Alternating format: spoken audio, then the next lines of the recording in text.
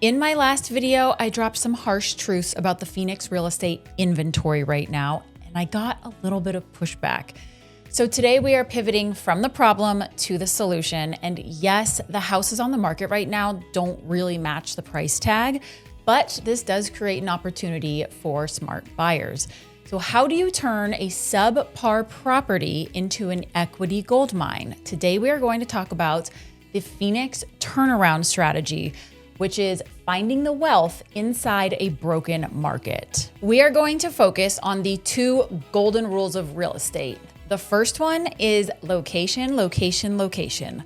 I don't know what year that was coined, but whenever it started, it still stands true today. So we all know that whatever zip code you buy in, you are protected. Your wealth is protected by that zip code because you are purchasing in the proper location. The second golden rule of real estate is to make sure that you buy the worst house in the best neighborhood. And that is always going to be a proven strategy. So this is funny to me because the seller is actually playing these same cards.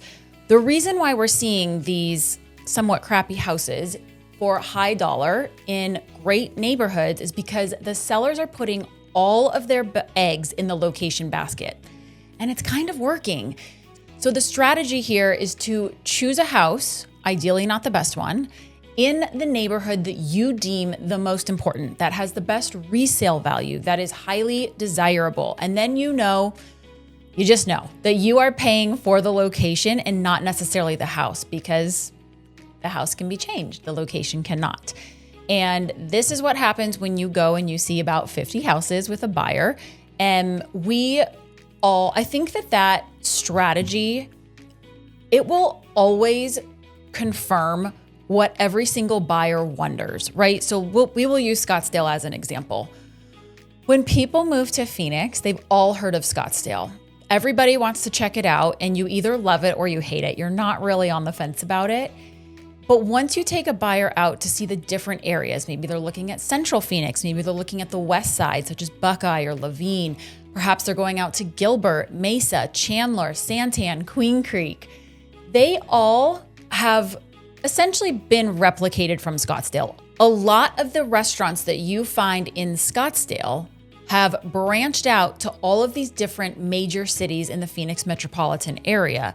So now you just have like a bunch of mini Scottsdales around the valley, which is what makes downtown Gilbert, downtown Queen Creek. It makes it so desirable because you actually get more house for your dollar in a city like Queen Creek or Santan with the luxuries and the amenities of Scottsdale restaurants and experiences. The difference is that you are in a different city. You are not paying to be in Scottsdale. The Scottsdale average home sales price is somewhere between $800,000 and $850,000. Scottsdale holds its value. So this is why most people end up coming back to Scottsdale. It's also very centrally located. If you are in Buckeye, for example, or Queen Creek or Santan, you are at two very different ends of the city, whereas Scottsdale is it's just a rectangle in the middle of the city. So if you go to North Scottsdale, you'll certainly be on the outskirts, but you still have everything you need, and you just have to travel down the 101. So this is what I'm talking about with location, right? Every single city has its own little world. They all have a Costco and the grocery stores, and obviously the further out you go in Phoenix, the newer the cities become. So you have that going for you. It just feels new, it feels good, it feels young and vibrant, but it's just not Scottsdale. So everybody ends up coming back to Scottsdale, and they end up paying a premium for a crappy house, for a small house, for being sandwiched in between, unless you have the luxury buyers and you get to be in Paradise Valley or North Scottsdale, where the lots are bigger, the houses are bigger. There's obviously a difference in whatever price you can pay. So I would say that both the buyers and the sellers right now are banking on location. And if you're going to buy, then I do think that you need to buy in the zip code that you deem the most important with the best resale value. And you might want to pay that premium. So that brings us to the inspection. But I don't want to say that you need to do your best to claw every dollar out of the inspection. I want to give you two solutions here. So When you submit your offer, you can either go low and hope that you get a low purchase price. What this does is it gives you a lower monthly payment. If you go in at a higher purchase price, banking on the fact that you are going to get a whole bunch of concessions from the seller, well, A, we're relying on them to give it to us. And B, if you're getting a loan, there are caps that a lender will allow a buyer to receive from a seller. This is my favorite loophole that I found during COVID. And this is how I always protect my buyers. And what I do is I can get them more seller concessions than what the lender is allowed to give them. So what we do is we find a purchase price, obviously, that the buyer is comfortable for. We are not going in super, super low because we still want to get some cash out of the seller. So in order to do that, we find the happy medium purchase price that both the buyer and the seller deem comfortable, but the seller probably knows the buyer is still going to ask for a few things because they didn't really get like all the meat off the bone.